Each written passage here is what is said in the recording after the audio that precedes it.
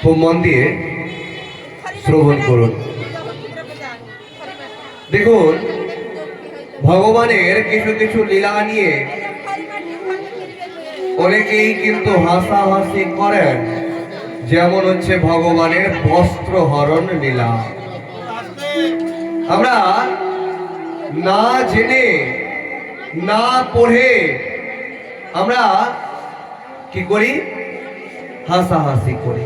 কিন্তু ভগবান আমাদেরকে শিক্ষা দেওয়ার জন্য সমস্ত লীলা করেছিলেন। সমস্ত লীলার মধ্য দিয়ে আমাদেরকে শিক্ষাটা গ্রহণ করতে হবে। যারা শ্রীকৃষ্ণ ভগবানকে মানুষ শুধু ভাবে, তাদেরকে বলবো গিরি গোবর্ধন পর্বতটা একটু এখনো আছে কাঙালি আঙ্গুলে উঠিয়ে রাখতে। যখন গিরি গোবর্ধনের কথাটা বলে দিলাম, একটু শুনে নেন। আমাদেরকে 56 ভোগ আমাদেরকে কিন্তু অবশ্যই দেওয়া উচিত। কোথায় না, যদি গ্রামে যদি রথযাত্রা হয়, তো সেখানে রথযাত্রাতে কিন্তু দেখবেন 56 প্রকার ভোগ দেওয়ার কিন্তু অবশ্যই বিধান আছে বা নিয়ম আছে। ভোগ আর প্রসাদের মধ্যে পার্থক্য আপনাদেরকে শ্রবণ করিয়েছি। দেওয়ার সময় সেটা কি হবে? ভোগ থাকবে। আর যখন আপনি গ্রহণ করবেন সেটা কি হবে? প্রসাদ। বাজার থেকে কোনো কিছু ফলমূল ইত্যাদি যখন কিনলেন সেটা কি হলো? ভোগ। বাজার থেকে যখন কিনলেন তখন কিন্তু ভোগ কিনতে যাচ্ছেন। আর যখন গোবিন্দের কাছে যখন দিয়ে দেওয়া হলো, নিবেদন করা হলো, তখন সেটা কি হলো? প্রসাদ। আপনারা কিন্তু প্রসাদ গ্রহণ করছেন, কেউ কিন্তু ভোগ গ্রহণ করছেন না। আমি প্রথম দিনই বলেছিলাম ভাগবত আর ভগবতের কথা, কিন্তু এখনো অনেকে কিন্তু ভুল বলছেন বা করছেন। অনেকজন বলছেন না ভাগবত গীতা পাঠের আয়োজন করা হয়েছে। অনেকজন বলছেন যে ভগবত গীতা পাঠ, অনেকজন বলছেন ভগবত মহাপুরাণ পাঠ, ভগবত পাঠ শুনে আসলাম। আরেকবার বিষয়টাকে আপনাদেরকে বুঝিয়ে দিচ্ছি, খুব মন দিয়ে বুঝবেন। দেখবেন সামনে কিন্তু ব্যানার করা হয়েছে, সেখানে দরজা আছে, সেখানে উপরে কিন্তু আমার ছবি দিয়ে, আমার নাম দিয়ে কিন্তু ব্যানার করা আছে। সেখানে দেখবেন লেখা আছে শ্রীমদ্ ভাগবত। কথাতে ধ্যান দিবেন, সেখানে কি লেখা আছে? ভাগবত। কিন্তু পাশে দেখবেন আবার পর থেকে ব্যানারের মধ্যে বড় বড় ব্যানার করা হয়েছে, সেখানে লক্ষ্য করবেন সেখানে লেখা আছে ভগবত। ভগবত আর ভাগবত এক জিনিস নয়। আমি প্রথম দিনই শ্রবণ করিয়েছি, যেহেতু সংখ্যা কম ছিল, মন দিয়ে শুনেননি অনেকে, সেই জন্য এই ভুলটা এখনো করছেন। আমার উদ্দেশ্য এটাই যে একবার যখন শ্রবণ করে নেবেন, সেই ভুলটা যাতে আর কোনোদিনও জীবনে বেঁচে থাকতে না হয়। তো ভগবত আর ভাগবত। ভগবত মানে হচ্ছে শ্রীকৃষ্ণ ভগবানের মুখ নিঃসৃত বাণী, যেটা হচ্ছে গীতা। ওই দেখবেন গীতা পাঠের বইয়ের সামনে কি লেখা থাকে? শ্রীমদ্ ভগবত গীতা। সেখানে কিন্তু ভাগবত গীতা লেখা থাকে না, কি লেখা থাকে? ভগবত গীতা। কিন্তু ভাগবত হচ্ছে মহাপুরাণ, যেখানে ভগবানের লীলা সম্পর্কীয়, তার জন্ম থেকে মৃত্যু এবং অনেক অনেক রাজাদের এত এত বৃত্তান্ত যে আপনারা 4 দিন ধরে এবং আজকে শ্রবণ করছেন, সমস্ত ভাগবতের অংশ।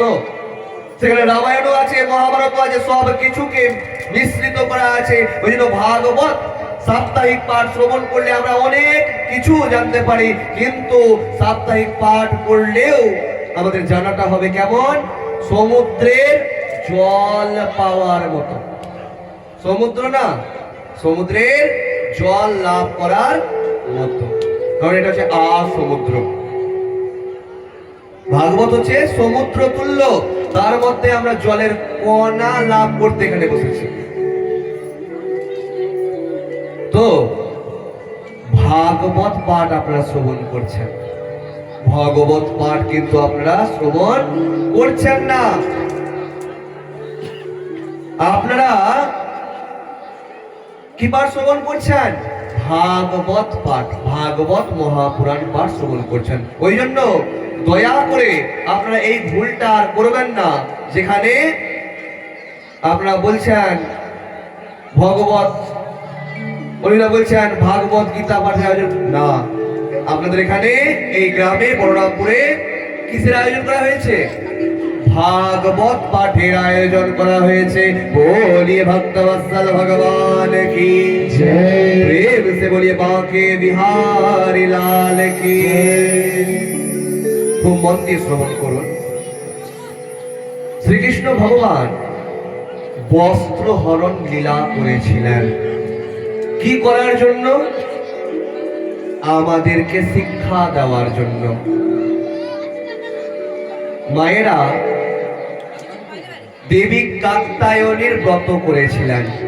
কার ব্রত করেছিলেন? কাত্যায়নী মানে হচ্ছে ভদ্রকালী বা কালী মায়ের ব্রত করেছিলেন। তো সেই 1 মাস তিনি হবিষ্য রান্না করে সেটাই গ্রহণ করছিলেন। এবার হবিষ্যের কথা আসতেই আমার মনে পড়ে গেল, এর আগের দিন আমাকে একাদশী সম্পর্কে বলা হয়েছে, বলার জন্য খুব মন দিয়ে শ্রবণ করে নেন। আমরা গ্রামে গঞ্জে শহরে আমরা কীর্তনের আসরে, ভাগবত পাঠের আসরে শ্রবণ করছি ঠিকই, সবাই একাদশী করো, একাদশী করুন, খুব ভালো জিনিস। 15 দিনে একদিন যদি আপনি না খেয়ে থাকেন, সেটা আপনার শরীরের পক্ষে কিন্তু মঙ্গল। ভগবান প্রাপ্তি হবে না হবে সেটা কিন্তু দূরের কথা, আপনার শরীর ভালো থাকবে। কেমন ভালো থাকবে জানেন? এই যে আপনি 15 দিন ধরে যে অন্ন ইত্যাদি খেলেন, সেটা কিন্তু আপনার জঠরের মধ্যে, জঠর মানে যে পেটের মধ্যে কিন্তু যাচ্ছে। এবং একদিন যদি সেই জঠরকে আপনি একটু যদি রেস্ট দেন, বিরতি দেন, থামিয়ে দেন, সেখানে আপনার উদরের মধ্যে, গর্ভের মধ্যে, জঠরের মধ্যে যা জিনিস আছে সেটা কিন্তু পরিষ্কার হয়ে যাবে।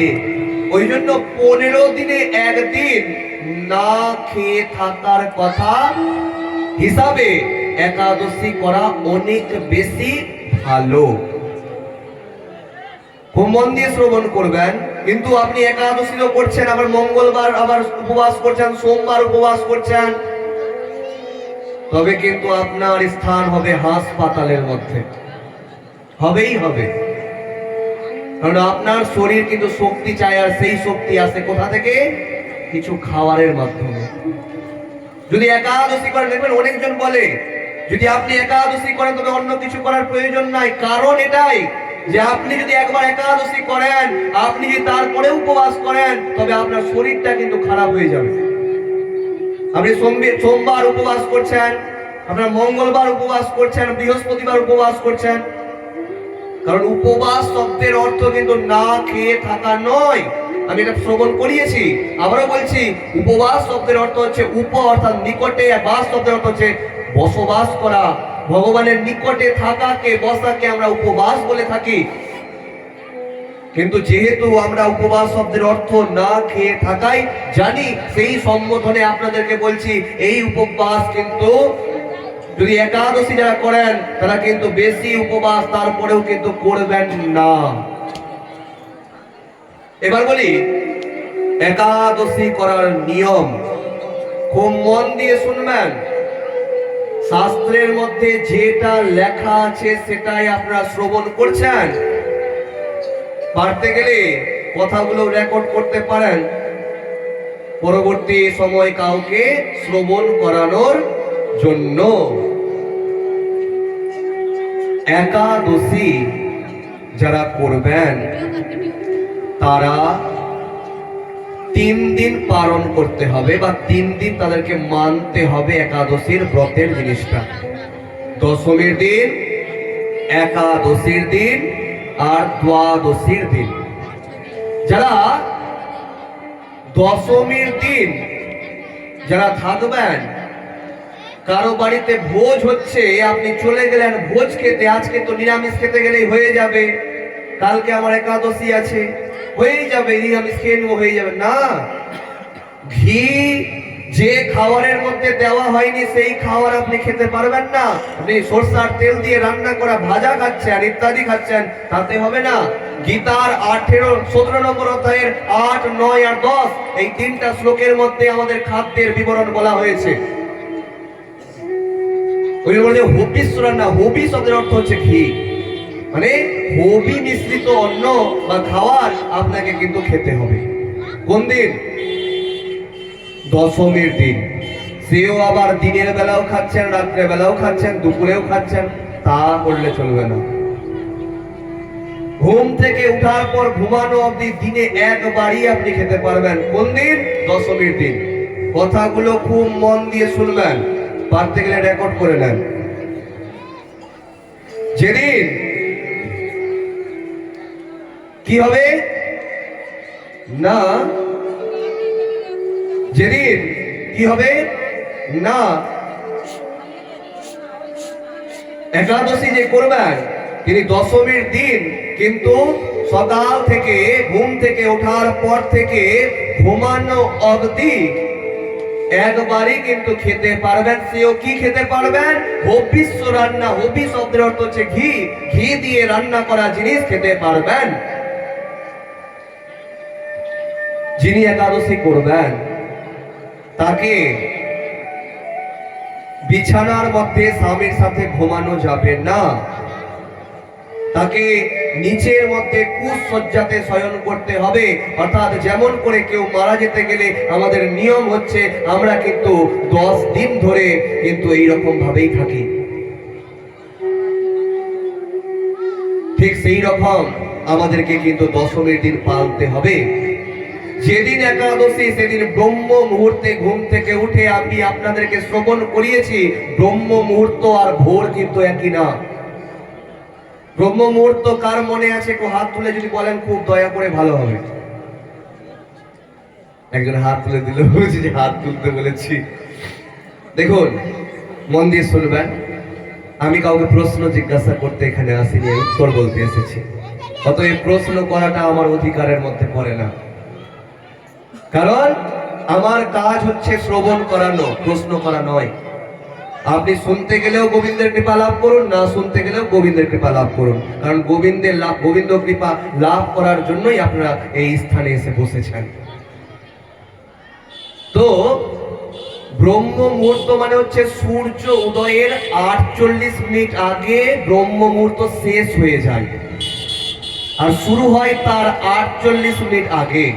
অর্থাৎ সূর্য উদয় যদি 6টার সময় হয়, তার 48 মিনিট আগে কিন্তু ব্রহ্ম মুহূর্ত শেষ হয়ে যায়। সেই সময় আপনাকে ঘুম থেকে উঠতে হবে, স্নান আদি সমস্ত কর্ম করতে হবে। যিনি একাদশী করবেন তাকে বাড়িতে ঠাকুর ঘরের মধ্যে একটা ঘটকে কিন্তু পাততে হবে।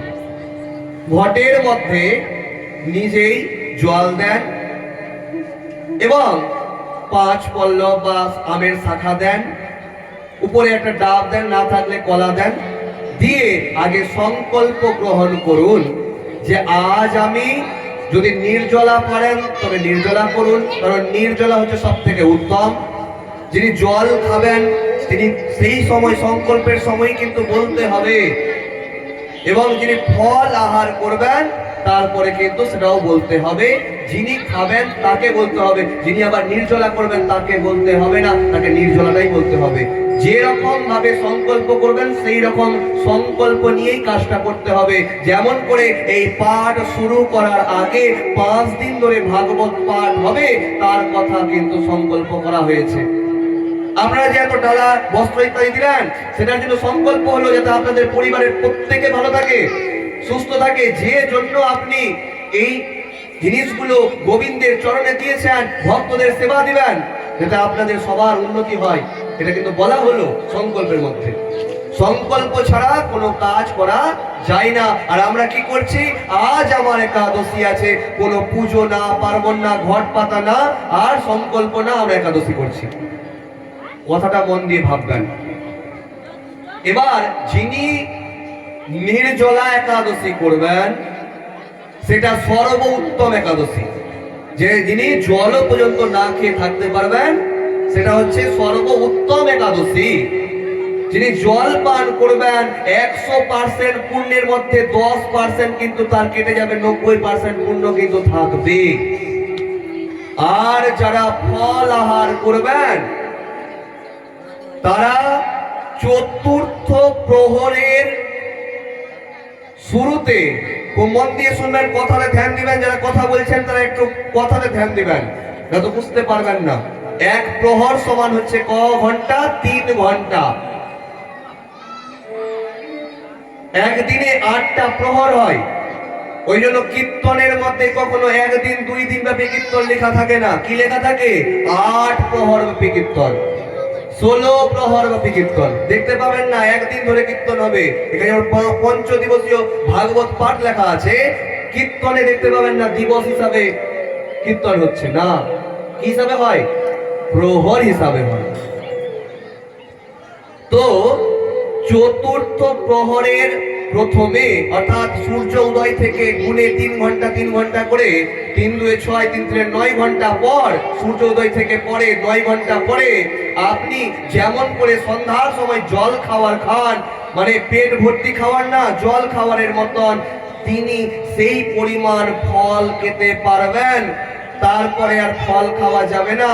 আজ কাঁঠাল হয়েছে আপনার বাড়িতে, বড় দেখে কাঁঠালকে নিয়ে ছাড়িয়ে যত পারছেন খাচ্ছেন। আপনার বাড়িতে আম হয়েছে, কেটে খেয়ে যাচ্ছেন, মন ভরছে না। ওই রকম ফল আহারের কথা বলা হয়নি। চতুর্থ প্রহরের প্রারম্ভে আপনাকে যতটা জল খাওয়ারের মতন আপনি অল্প খান, ওই রকম খাবার খেতে হবে। যিনি একাদশী করবেন, একাদশীর দিন রাত্রি না জেগে থাকতে গেলে একাদশীর কোনো পুণ্য পাওয়া যায় না। কথাটা আরেকবার বলছি, যিনি একাদশী করবেন রাত্রে বেলা রাত না জেগে থাকলে একাদশীর কোনো পুণ্য পাওয়া যায় না। যেদিন দ্বাদশী অর্থাৎ একাদশীর পরের দিন, সেদিন কিন্তু আবার যেরকম করে দশমীর দিন কি খেয়েছিলেন? ভবিষ্য রান্না খেয়েছিলেন, সেই রকম করে পালন করবেন। পালন করে আবার কিন্তু খেতে পাবেন না একবারই। এই হচ্ছে একাদশীর পূর্ণাঙ্গ নিয়ম। আর এখন বর্তমানে এমন ভক্ত, যে এই গ্রামে একমাত্র আমি এমন ভক্ত আছি যে একাদশী করি, আর কেউ একাদশী করে না। দেখবেন যিনি একাদশী করেন সবাইকে যদি না বলেন যে আমি একাদশী করেছি, আমার একাদশী আছে, ততক্ষণ পর্যন্ত তার ভাত হজম হবে না পেটের মধ্যে। যখনই আপনি লোককে বলবেন না ভক্তির কথাটা যে আপনি একাদশী করেছেন, আপনার কিন্তু পুণ্য কেটে যাবে। কারণ ভক্তি অন্তর থেকে হয়। এবার বলি, একটা যারা বাড়িতে থাকেন খুব মন দিয়ে কথাগুলো শুনবেন। যারা বাড়িতে থাকেন মায়েরা, আপনারা যারা আছেন এখানে, তারা যদি একাদশীর দিন রাত্রেবেলা জেগে থাকেন, সকালবেলা আপনার সন্তান স্কুলে যাবে, আপনার স্বামী যাবে কোনো জায়গায় কাজ করতে। এক এক বাড়ি এমন আছে যে বাড়িতে একাদশীর পত্নী করছে বলে স্বামীকে না খেতে দিয়ে, মানে এমন ঝগড়া যে স্বামীর সঙ্গে একদম সেই ঝগড়া হচ্ছে একাদশীর জন্য। দেখুন, বাড়িতে স্বামীকে অসম্মান করে আপনি করছেন, করুন, খুব ভালো, কিন্তু বাড়িতে অশান্তি করে না। কারণ আপনি এসব করছেন কেন? শান্তির জন্য। আপনারা বাড়িতে সত্যনারায়ণ পুজো সবার করান, সেখানে কলাবতী যখন তার স্বামীকে যখন হারাচ্ছে, জলের মধ্যে ডুবে যাচ্ছে তার স্বামী, যার নাম হচ্ছে শঙ্খপতি, তখন বলছে আমি কত খণ্ডবধ কইনু, তে কারণে নিজ পতি হারাইনু। আমি এতগুলো ব্রত করেছি কার জন্য? স্বামী যাতে ভালো থাকে সেই জন্য। আর নিজের কর্মের দোষ প্রসাদ থেকে ফেলে এসেছিল না, সেই জন্য নিজের স্বামীকে সামনে হারাতে চলেছে। তো এতগুলো ব্রত আপনারা করছেন কার জন্য? ওই স্বামীটার জন্য। আপনি নিজের জন্য করছেন না, আপনি আপনার পরিবারের জন্য করছেন। আপনার পরিবার যাতে শান্তি থাকে, সুখে থাকে। আপনি বর সাবিত্রী করছেন, আপনি বিভিন্ন ধরনের মেয়েদের ব্রত করা কথা পড়ে কিন্তু ব্রত করে থাকেন, সবটা কি আপনি নিজের জন্য করছেন? আপনার পরিবারের জন্য করছেন। আপনার সন্তান ভালো থাকে, আপনার পরিবার ভালো থাকে, সবাই নীরব থাকে ইত্যাদির জন্য। ওই জন্য যারা আমিষও খান উচিত যেদিন একাদশী সেদিন নিরামিষ খাওয়া। খুব মন দিয়ে শুনবেন কথাগুলো। যিনি আমিষ খান উচিত কি একাদশী যেদিন সেদিন যাতে সে নিরামিষ খায়, এবং যতটা পারবেন একাদশীর দিন যদি না খেয়ে থাকতে পারেন ততটা থাকবেন। আমি বলবো না যে আপনি সারা রাত ধরে জেগে থাকুন, এই রকম করতে গেলে আপনার শরীর কিন্তু অসুস্থ হয়ে যাবে। কারণ আপনাদেরকে যেটা শ্রবণ করলাম সেটা শাস্ত্রীয় নিয়ম। পারতে গেলে মোবাইলের মধ্যে রেকর্ড করে নেন, এবং যে কোনো ভাগবত পাঠক, যে কোনো কীর্তনিয়াগণ যদি আপনার গ্রামে দেখা হয় বা অন্য গ্রামে দেখা হয়, আমার এই কথাগুলো শোনাবেন। কারণ আমি প্রথমেই বলেছি যে মিথ্যা কথা বলা আমি পছন্দ করি না। যেটা আছে সেটা আছে, যেটা নাই সেটা নাই। তো উচিত কি আপনাদের দেহ, আপনাদের মন যতটা আপনাদের সাথে সাই দিবে, যতটা আপনি পারবেন অতটা আপনি না খেয়ে থাকুন সেই দিন। কিন্তু ওই দিনও আপনি না খেয়ে থাকছেন, সোমবারও না খেয়ে থাকছেন, মঙ্গলবারও না খেয়ে থাকছেন, বৃহস্পতিবারও না খেয়ে থাকছেন, এইগুলো করলে চলবে না কিন্তু। তবে কিন্তু আপনি অসুস্থ হয়ে যাবেন। প্রেম সে বলিয়ে শ্রীকৃষ্ণ ভগবান কি জয়, প্রেম সে বলিয়ে বাঁকে বিহারি লাল কি জয়, প্রেম সে বলিয়ে রাধে রাধে। তো আমরা কোন কাহিনীতে বা কিসের প্রসঙ্গে ছিলাম? ভবিষ্যের কি কাহিনী বলছিলাম, কি বৃত্তান্ত বলছিলাম, কি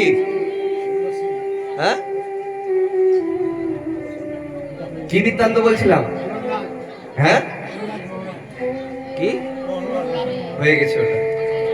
খুব মন দিয়ে শ্রবণ করুন যে ভবিষ্য রান্না হচ্ছে হবি বিস্তৃত অন্ন। তাতে কিন্তু আমরা প্রবেশ করেছিলাম কোথায় না, এই একাদশীর বৃত্তান্তের মধ্যে। এবং আমরা শ্রবণ করছিলাম যে 56 ভোগের কথা। কিসের কথা শ্রবণ করেছিলাম? খুব সুন্দর শুনছেন আপনারা, সত্যি। কিসের কথা শ্রবণ করছিলাম? আপনি ঠিক বলেছেন। খুব মন দিয়ে শ্রবণ করুন। শ্রীকৃষ্ণ ভগবানের 56 ভোগ খুব প্রিয়। তো আমাদের কীর্তন যে হয় সেটা প্রহর ব্যাপী হয়। মনে পড়ছে কিছু? এবার দেখুন, বিষয়বস্তু হচ্ছে এক স্থান থেকে আরেক স্থানের প্রসঙ্গে যখন যাওয়া হয়, অনেকেই কিন্তু সেই প্রসঙ্গ ভুলে যায়, আমিও ভুলে যাই। কিন্তু আস্তে আস্তে এইরকম আপনাদের ভক্তদের মাঝে করতে করতে এইগুলো কিন্তু মাথাতে এসেছে। অনেক সময় কিন্তু ভুলেই যায়, আবার কি প্রসঙ্গে ছিলাম ভুলে গেল।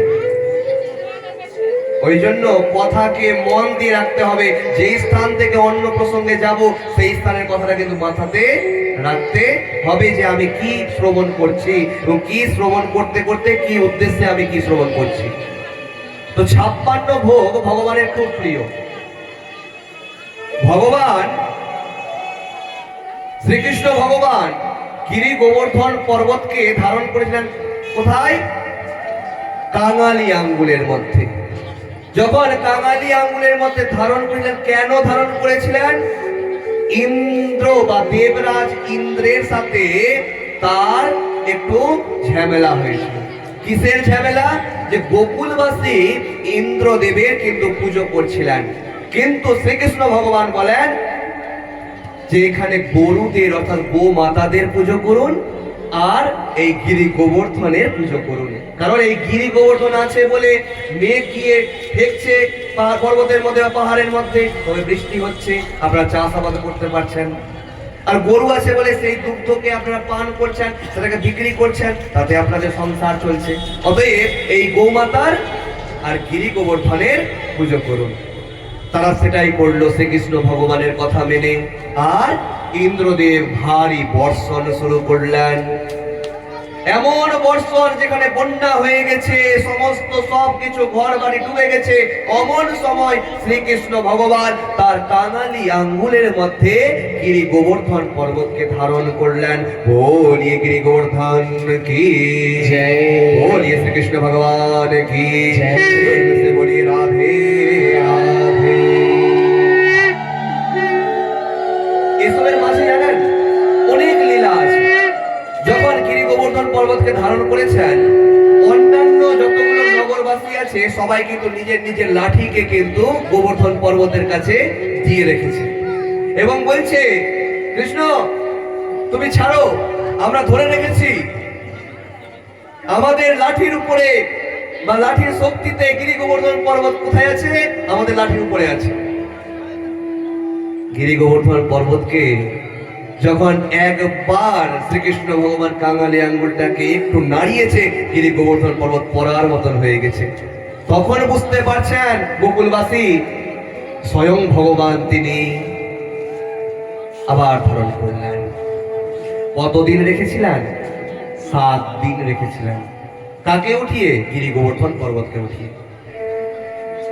আর এই 7 দিন শ্রীকৃষ্ণ ভগবান কোনো খাবার খাননি, তিনি না খেয়েছিলেন। আর শ্রীকৃষ্ণ ভগবান 3 ঘন্টা পর পর খাবার খেতেন। খুব মন দিয়ে শ্রবণ করবেন, শ্রীকৃষ্ণ ভগবান 3 ঘন্টা পর পর খাবার খেতেন। ওই জন্য আমরা কিন্তু গোবিন্দের পুজো করতে গেলে প্রহর ব্যাপী পুজো করি, আর প্রহরে প্রহরে কিন্তু প্রসাদ দিই বা ভোগ লাগাই। লক্ষ্য করবেন, কিন্তু আমরা প্রহর প্রহরে পুজো করি না। তো ভগবান শ্রীকৃষ্ণ 3 ঘন্টা পর পর খাবার খেতেন। ওই জন্য একদিনে তিনি কবার খাবার খেতেন? কবার? 8 বার। কারণ একদিনে কটা প্রহর হয়? কটা হয়? কটা? 8টা তো? ঠিক বললাম তো? আচ্ছা, 8টা প্রহর হয় একদিনে। 7 দিন না খেয়ে, 7 8 কত? 56 ব্যঞ্জন বা 56 ভোগ কিন্তু অবশ্যই কিন্তু গ্রহণ করা উচিত। এই জন্য 7 8 56 ভোগের কথা বা প্রসাদের কথা বর্ণনা করা হয়েছে। তো এই মন দিয়ে শ্রবণ করবেন যে ওই জন্য শ্রীকৃষ্ণ ভগবানের এই 56 প্রকার ব্যঞ্জন, ব্যঞ্জন মানে হচ্ছে তরি তরকারি ইত্যাদি, ব্যঞ্জন শব্দটা সংস্কৃত শব্দ, ওই জন্য তরি তরকারি ইত্যাদি। তো ঠিক আমরা কিন্তু তার আগের লীলা থেকে শুরু করেছিলাম। কেন? হবিষ্য থেকে, যে হবিষ্য রান্না করে খেতেন কে? সেই গোকুলবাসীগণ। কি করার জন্য? মা কাত্যায়নী দেবীর ব্রত করার জন্য। একদিন যখন শেষ হবে, সেই নারীগণ দেবী কাত্যায়নীর মূর্তি তৈরি করেছেন যমুনা নদী তীরে, আর বস্ত্র না পরে তারা জলে নেমেছেন স্নান করার জন্য। তাদেরকে শিক্ষা দেওয়ার জন্য শ্রীকৃষ্ণ ভগবান সেই বস্ত্রগুলো নিয়ে পাশে থাকা গাছের মধ্যে উঠে গেছিলেন। আর আমরা কি মনে করছি?